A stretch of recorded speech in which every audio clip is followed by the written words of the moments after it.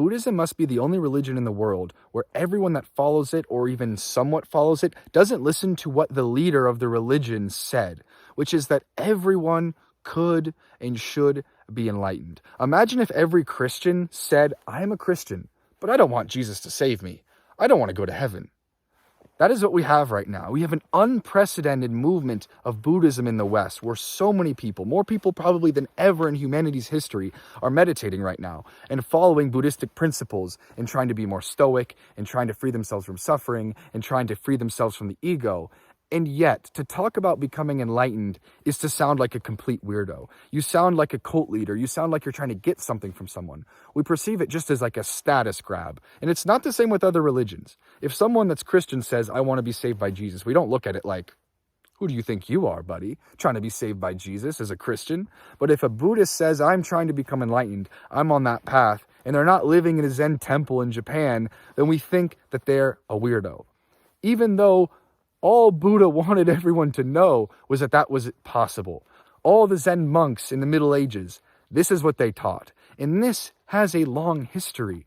Most of the people you learn about becoming enlightened, most of these old Chinese Zen poets, etc., were men and women who lived great, successful lives, and then, near the end of them, decided, I've had enough, I've attained everything I could materially, I'm going to try for this last attainment.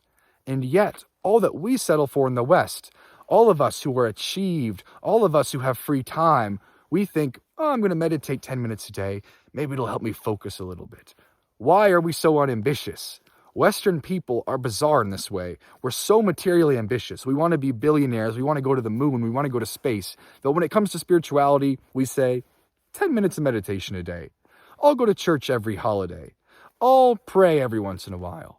We don't take it seriously. And I think it's because we're materially comfortable. Speaking for myself, I did not meditate seriously until my life became so unbearable, I had nowhere else to turn. And people in the Middle Ages, man, a lot of them had lives like that. And a lot of them had to turn to that, even if they were rich. The suffering of daily life, the pointlessness of the egoistic thoughts in our mind, the stupidity and repetitiveness of the thoughts that possess us, they get to be too much for some of us.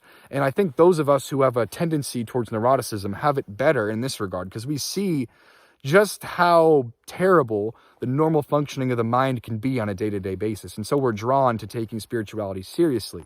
But if you're not taking spirituality seriously, I dare you to consider that what Buddha taught, what Jesus taught, what all of the Zen monks taught, what all of the spiritual leaders taught, what they teach in the Hindu tradition, is you can do it. All of this exists so you can elevate your consciousness. It is not here for you to just take a little technique here and there, meditate 5 minutes a day so you're more focused for your Zoom calls.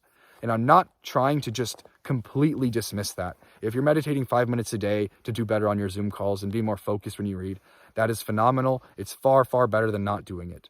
But to do that and stick with that for years and never take the next step on the spiritual journey, even though you are miserable, even though you're ambitious, even though you have energy and focus, even though you're the perfect candidate to really attain something. And of course, it's weird to talk about attaining something when we're talking about like a non-dual tradition like Buddhism. But anyway, you could attain something. You're so ambitious.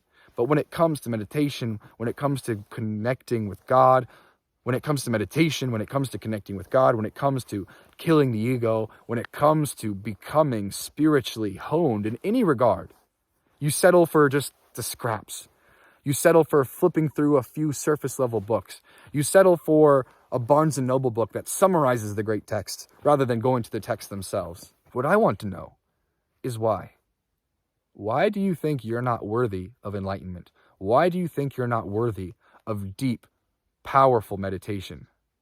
Why is that so out of reach for you? I just want to ask that question. That's all.